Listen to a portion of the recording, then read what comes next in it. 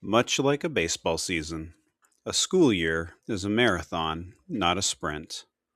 So, with spring break on the horizon, I was ready for a much needed break. With my freshly semi well thought out plan in place, I was also ready to begin the long journey to completing the 660 card set of 1975 Topps Baseball. I knew exactly where I wanted to begin at Coach's Corner in Belton, Missouri. Coach's Corner is where you go when you need something. If you want it, it's probably there. It's just up to you to take the time to find it. Given that I had absolutely no idea where to begin, I felt like this was a great place to start.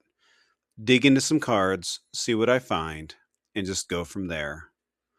When I entered, I really had no idea where to begin, though. The boxes are for the most part labeled by team. Do I start with the Royals? Grab a random team? I didn't know. I didn't know what to expect at all. Cost, condition, how much was I willing to spend? It was all a mystery. I started with the Royals and found a handful of 1975 cards. They were okay, but the condition wasn't great and they just weren't calling for me. I kept looking and found a Catfish Hunter, but again, it wasn't in great shape. I toiled around for a little while longer and began wondering what the problem was, but the only real problem was me.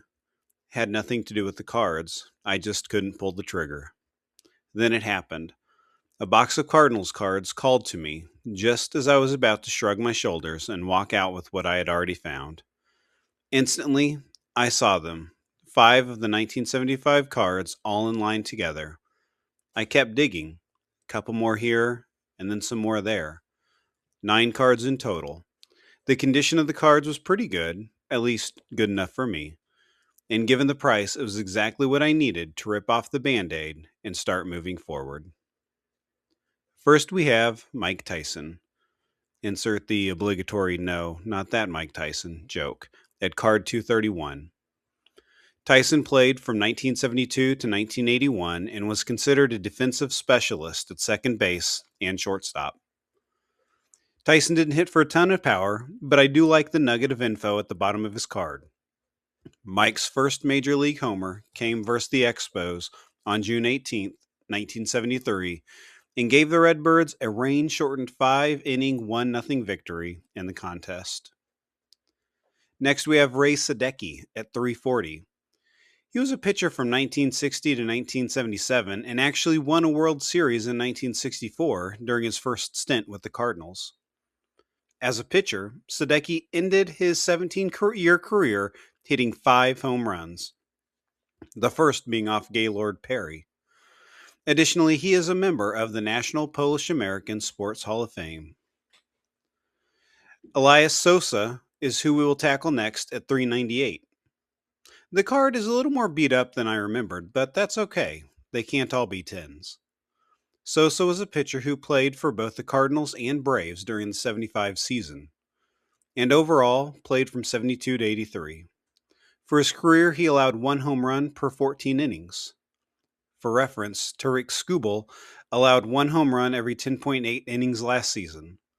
The back of the card states, quote, he's a hard thrower. I mean, if the card says it, then it must be true. For number 27 in the set, we have Ken Wrights. The third baseman played from 1972 to 1982 and ended up being a Gold Glove Award winner during the 1975 season. In addition, he made the All-Star team in 1980. On September 11th, 1974, fans had no idea what was in store for them.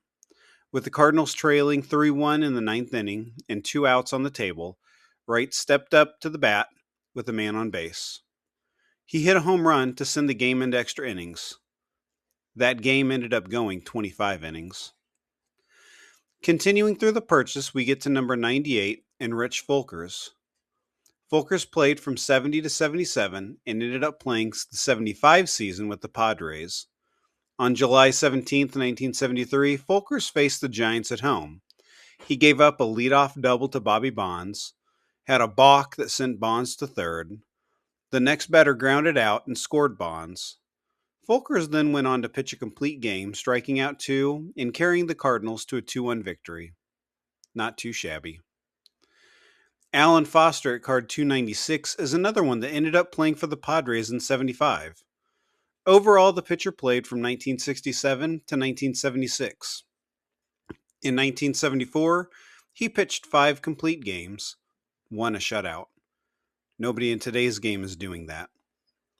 Also, I just want to point out how clean this card is. The corners are solid, the edges are crisp. This is a 50-year-old card that still looks pack fresh. Beautiful. At number 429, we have our first rookie of the collection with Jim Dwyer. Though he played from 1973 to 1990, this was his first time on a card. His lengthy career had the outfielder playing for 7 teams, including a World Series victory in 1983 with the Orioles, during which he hit a home run in his first at-bat of the series in Game 1. Can we also just take a moment to appreciate what I didn't notice was hidden in plain sight until I got home? Take a closer look at the face on this card.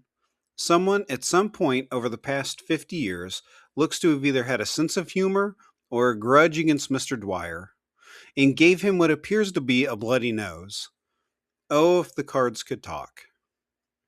Moving on to one of the more decorated players on the purchase, we have Al Hrabosky at 122. The pitcher pitched from 70 to 82, and during the 75 season, he led the NL in saves. In what was probably one of his most memorable performances, Hrabosky entered the game against the Reds on May 9, 1977, with the game tied 5-5. He proceeded to allow the first 3 hitters to reach base, loading the bases. Hrabosky then went into his mad Hungarian routine and struck out George Foster, Johnny Bench, and Bob Bailey in order. The Cardinals went on to win 6-5. The final card of the purchase is Ted Sizemore at 404. At second base, Sizemore played from 1969 to 1980 while sporting an absolutely fantastic mustache on the 75 card. Sizemore was Rookie of the Year in 1980 and was known as a defensive specialist.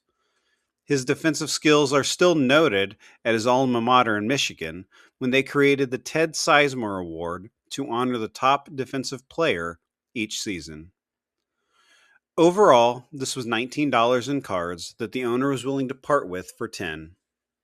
I like to think it's because of the brief conversations that took place beforehand. I let him know that while I'm not new to collecting, baseball has not been my area of expertise, and I chose the 1975 set because it seemed like a great place to start and a fantastic place to learn more about the history of the game. He let me know that the 75 set is a great one, and it's one he's actually collected on multiple occasions. For what it's worth, he also said the 55 Bowman set was a great option, but that it would be far more pricey. I'm a believer that in a world where face-to-face communication is rare, real-life connections can carry more value now than ever before. If you're ever in the Belton area, I recommend stopping by Coach's Corner. Good people and a fun place to just sit down and search for cards. I will certainly be back for more. I've updated the spreadsheet with approximate prices and some brief notes for the players collected. For 660 cards, this is going to take a while if I go into detail with each player like I am today, but I don't think I mind. I like taking the time to learn more about the players being collected after the purchase has been made. Adding a step or two between purchase and putting the cards away gives this whole collection some more added value. So for now, I'll keep doing it. If you're curious, I've added a link to the spreadsheet in the description. I'll update it as I go along, so there's a good chance that eventually it will get to a point where the sheet is ahead of the videos, but that's okay. Well, for now, that's where we are. We've added our first cards to the collection, and before I know it, I'll be upgrading from a box to a binder. But for now, the box will do just fine. Have a great day, everyone.